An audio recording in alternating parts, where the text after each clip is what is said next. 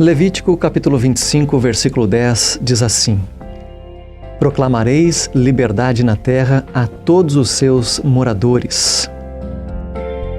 Sabe, o preço da liberdade é geralmente muito elevado. Não muitos brasileiros, no entanto, parecem refletir o que esse dia significa. Não muitos brasileiros, por vezes, parecem comemorar a liberdade que custou muito caro àqueles que a declararam. As palavras "Viva a independência e a separação do Brasil, pelo meu sangue, pela minha honra, pelo meu Deus, juro promover a liberdade do Brasil, independência ou morte", por vezes acabam não sendo levadas tão a sério. Um número menor ainda de pessoas parece se lembrar de que muitos pagaram essa liberdade com a perda dos seus lares, das suas fortunas, com a perda da sua própria vida. O preço da liberdade é geralmente bastante elevado. Mas o preço da nossa liberdade espiritual custou infinitamente mais. O preço foi pago no Calvário, não para apaziguar um Deus irado, pois o próprio Pai nos ama.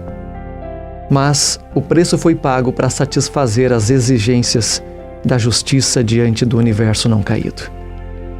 Somente dessa maneira poderia Deus ser justo e, ao mesmo tempo, o justificador daquele que tem fé em Jesus. Eterna vigilância é o preço da liberdade. É também o preço da liberdade espiritual.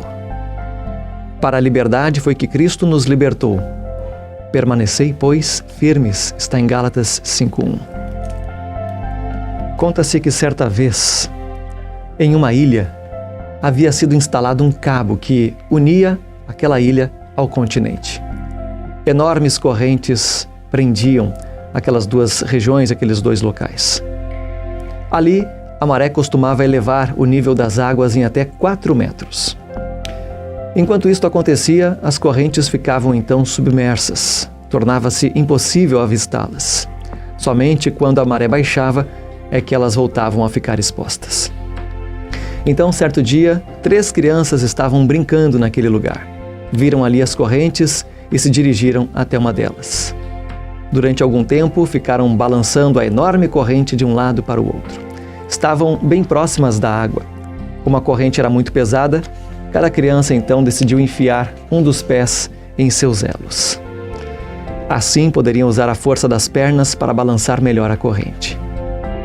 O tempo foi passando, a maré começou a subir, ainda que lentamente, e as crianças continuavam brincando com aquela corrente. Agora, no entanto, a água já cobria os pés dos meninos, escondendo inclusive aquela corrente. Mas eles continuavam ali, sem se dar conta do perigo ao qual estavam expostos. Somente quando uma tempestade estava se aproximando, é que então decidiram ir embora. No entanto, tentaram tirar os pés, que haviam sido passados por entre os elos da corrente, mas não conseguiram. Os pés estavam presos porque haviam inchado pela ação da água. Com o máximo de esforço, tentavam em vão se libertar. Desesperadamente gritavam por socorro, mas ninguém os ouvia. Quanto mais a maré subia, mais eram os esforços daqueles meninos. Porém, sem nenhum resultado. Como os pais não sabiam onde os seus filhos tinham ido brincar, procuraram por toda a noite, em todos os lugares que eles achavam que fosse possível que as crianças estivessem, mas não os encontraram. Quando amanheceu, o mar novamente recuou e, lamentavelmente, então foram achadas as crianças, todas afogadas, cada uma por um pé preso na corrente. Assim, aquele que está preso hoje, seja por um vício, seja espiritualmente, seja por qual for o motivo, identifica-se com estes meninos. Tudo começa de maneira tão inocente, uma brincadeira, sem se dar conta do real perigo que estamos enfrentando. Você até sabe que precisa abandonar um hábito que está atormentando o seu viver. Entretanto, quando se percebe, quando decide, enfim, fazer algo para se livrar daquela sua prisão, da sua corrente, pode ser que seja tarde demais. tenta com o máximo de boa vontade sair da situação, mas a situação se torna cada vez mais dramática. A corrente do mal é forte demais para você.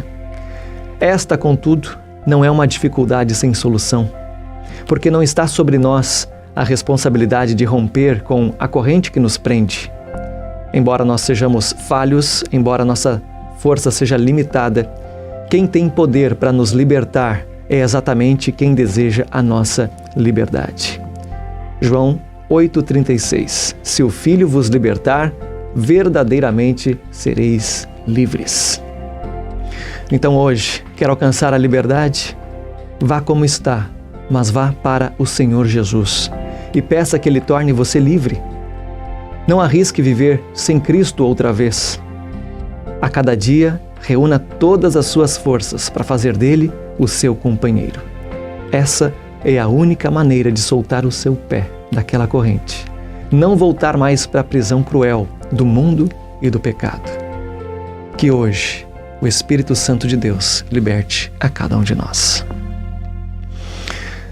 Para mim, Israel Fernando, foi um prazer, um privilégio ter feito companhia cristã para você nesta manhã de terça, dia 6 de setembro de 2022, véspera do feriado de Independência do Brasil. A você, meu carinho, meu grande abraço, meu desejo de que você fique na paz e meu desejo de que a gente possa se reencontrar mais uma vez a partir das 8 horas, na quinta-feira, dia 8. Grande abraço e até lá!